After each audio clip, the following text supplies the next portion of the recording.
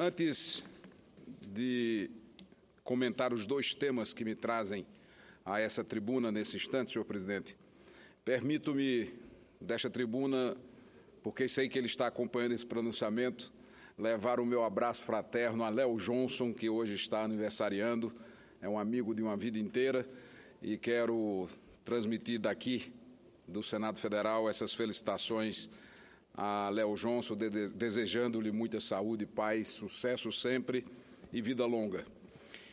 E comentar sobre um tema diametralmente oposto ao que vem acontecendo no estado de Vossa Excelência, da senadora Ana Amélia, em Santa Catarina, em menor intensidade, mas também no Paraná, castigados por cheias, chuvas atípicas, e trago minha palavra, naturalmente, de solidariedade a todo o povo do sul do Brasil, os gaúchos, catarinenses, paranaenses, que enfrentam essas tempestades, essas chuvas torrenciais e as consequentes alagações e enchentes. E venho falar da seca do Nordeste. Veja que paradoxo, senhor presidente, enquanto numa parte do país a água sobra, traz transtorno, em outra parte do Brasil a água falta e traz sofrimento. O Nordeste enfrenta mais um ciclo seco, a Paraíba enfrenta talvez uma das suas maiores dificuldades das últimas décadas. Os nossos mananciais estão secando. Ontem mesmo falava com o vereador da cidade de Brejo do Santos, o vereador Rinaldo, que, aflito, apreensivo, me encaminhou um ofício da Defesa Civil comunicando que em Brejo do Santos, em Assunção, em São Vicente do Seridó, em várias cidades do estado, o Exército estaria retirando os caminhões-pipas que asseguram o abastecimento das populações urbanas, deixando apenas os caminhões que estariam abastecendo as populações rurais. População em pânico, porque não há mais água e, se tirar os caminhões-pipas, as pessoas vão morrer literalmente de sede. Mas hoje cedo o vereador Rinaldo comunicou que houve uma reversão dessa decisão, que é uma ação paliativa, mas que não pode de forma nenhuma ser suspensa, porque são centenas de cidades da Paraíba, eu mencionei apenas aqui 3, mas são centenas de cidades de todas as regiões, da região de Princesa Isabel, do Sertão, até mesmo regiões da chamada Mata Paraibana, do Brejo Paraibano, sofrendo, e Campina Grande, que é a maior cidade do interior do Nordeste, com 400 mil habitantes, estará enfrentando mais um dia de racionamento e, em breve, aquela cidade terá apenas 2 dias de suprimento de água, enquanto que os outros 5 dias o sistema estará desligado, com a diminuição, inclusive, da vazão que estava sendo liberada do açude de Boqueirão, reduzindo de 1.200 litros por segundo para 600 apenas. E o que mais preocupa, senhor presidente, senhoras e senhores senadores, telespectadores da TV Senado, é que o El Ninho está formado, e é exatamente o El Ninho que provoca a seca no Nordeste e as chuvas intensas no sul do Brasil. Estamos rezando, orando, torcendo, pedindo a Deus para que no Nordeste chova. Mas a pergunta que tem que ser feita é: se não chover? O açude de Boqueirão, o açude Epitácio Pessoa, alcançou na semana passada o seu menor volume de acumulação desde a sua construção. Caiu dos 14,7% para 14,4%, percentual esse que só tinha sido atingido em 1999, no mês de dezembro, quando o Boqueirão chegou a 14,8% do seu potencial de acumulação hídrica. E nós estamos ainda no final de outubro.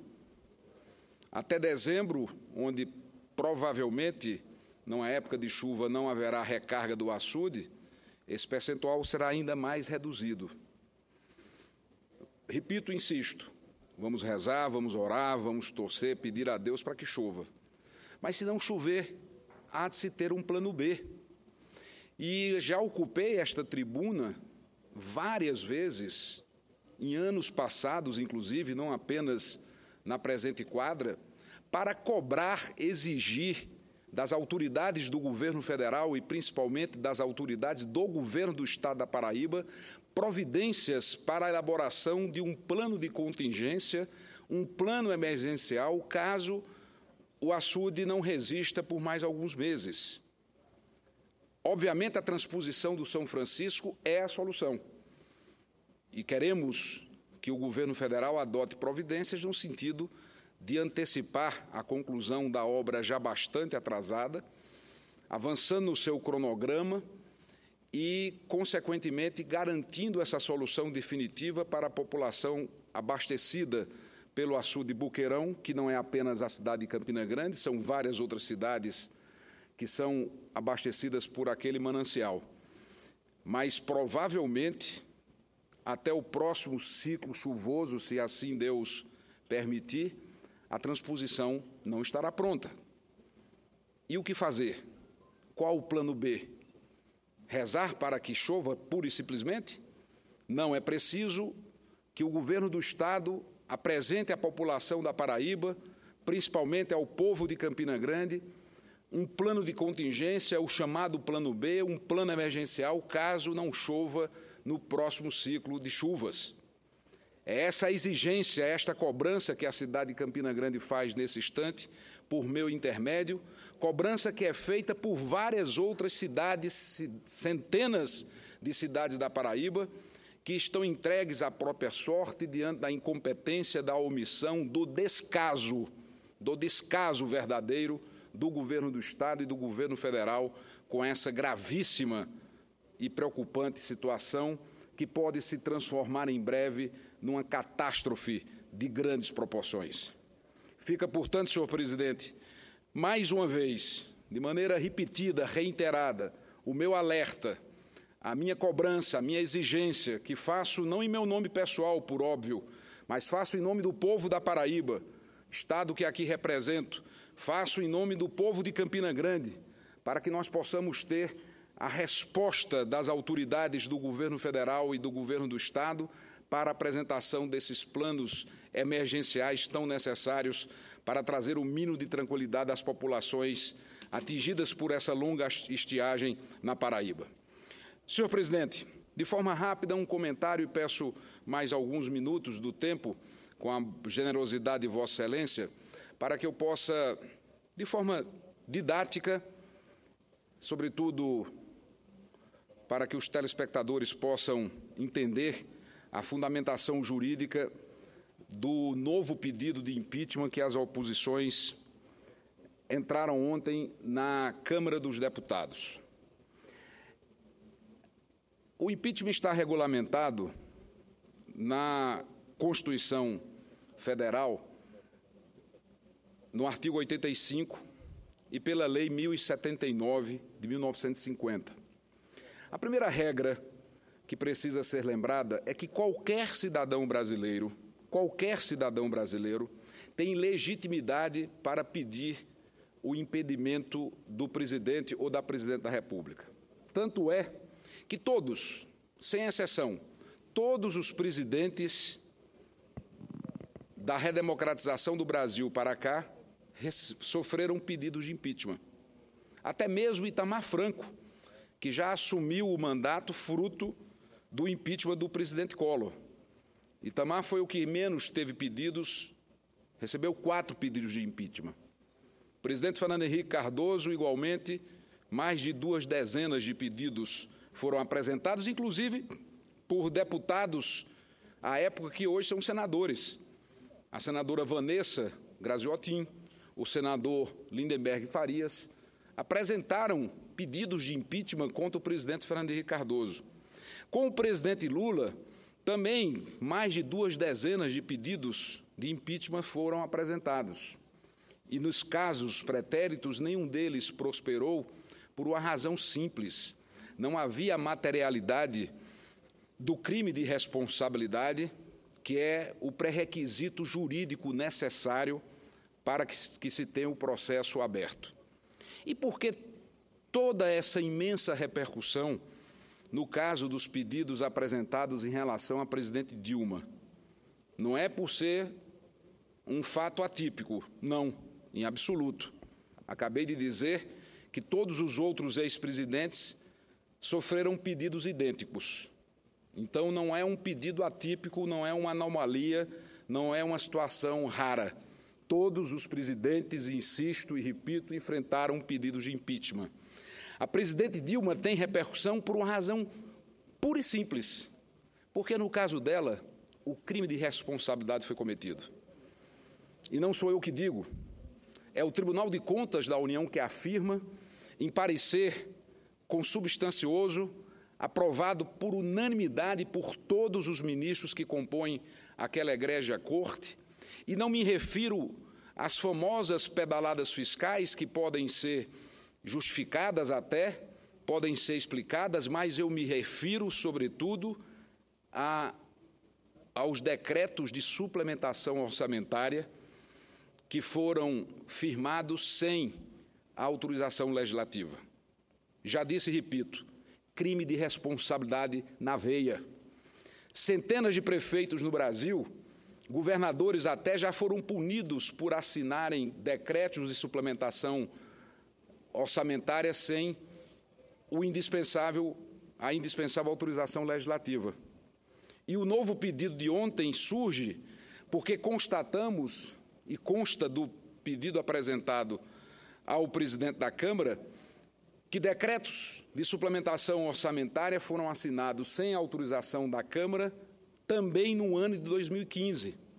Porque até aqui, o presidente da Câmara dos Deputados, Eduardo Cunha, vinha argumentando que não receberia o pedido ou que não daria sequência ao processo, porque atos praticados em mandatos anteriores não poderiam ser trazidos para o atual mandato e, consequentemente, a presidente não poderia ser punida por atos praticados no primeiro mandato. Isso contraria a jurisprudência larga e farta do STJ. Mas vá lá que seja, vamos admitir que o argumento do presidente da Câmara tenha fundamento, só que agora esse argumento cai por terra, porque também no ano de 2015, a presidente Dilma Rousseff, do PT, assinou decretos legislativos de mais de 800 milhões de reais, suplementando o orçamento sem autorização legislativa. Repito, crime de responsabilidade. Não há o que discutir, não há como argumentar.